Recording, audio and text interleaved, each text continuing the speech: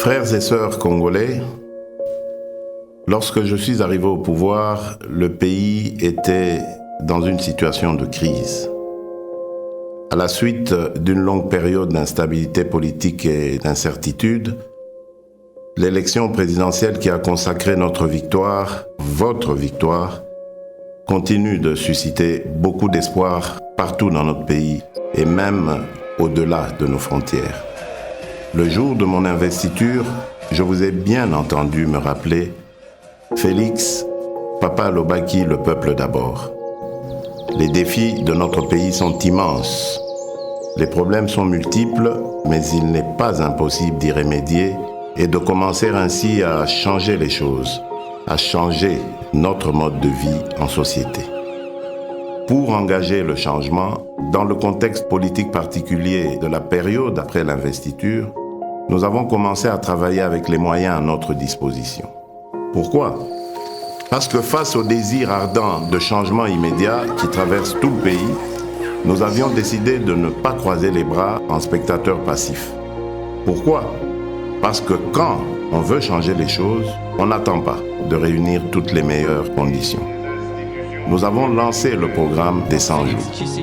Ce programme ne va sûrement pas résoudre tous nos problèmes en quelques mois, mais il est un début de solution.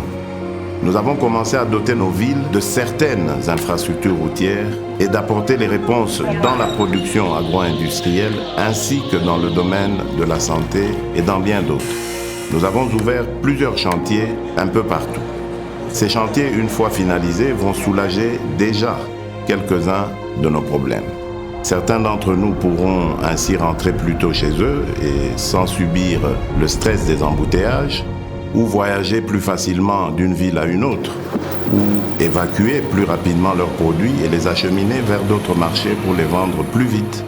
D'autres vont enfin avoir accès à l'éclairage public, à l'électricité, à l'eau dans leurs habitations.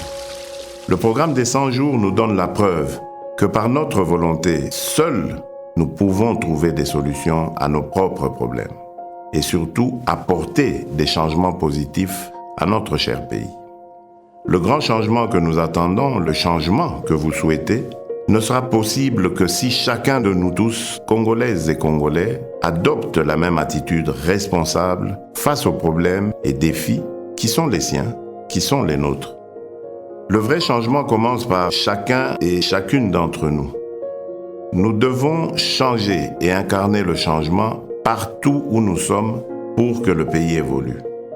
Aussi petit soit l'impact de l'action que vous pouvez prendre là où vous êtes, elle reste importante pour atteindre l'objectif, le changement.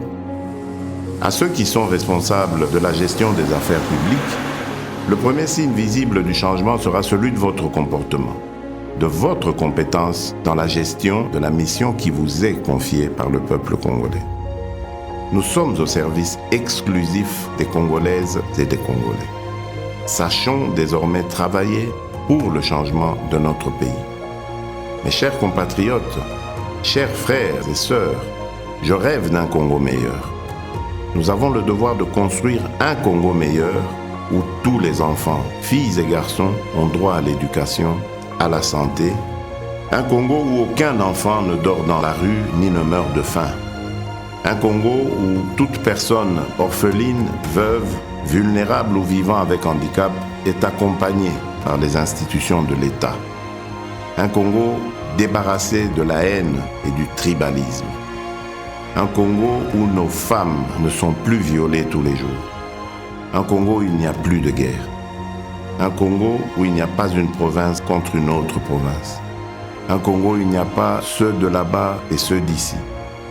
Un Congo où il n'y a pas ceux d'une église contre ceux d'une autre église. Un Congo où il n'y a pas un camp politique contre un autre camp politique.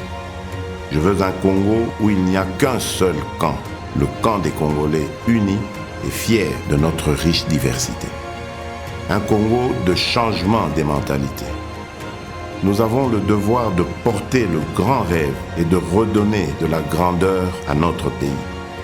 De bâtir un Congo debout et digne, un Congo des travailleurs responsables, vigilants et gardiens de nos lois. C'est le Congo que je veux pour nous tous. C'est ce Congo-là, notre Congo, pour lequel vous m'avez donné le mandat. Ce Congo est possible si nous acceptons de changer dès à présent. Oui, ce Congo est possible. Que Dieu bénisse la République démocratique du Congo.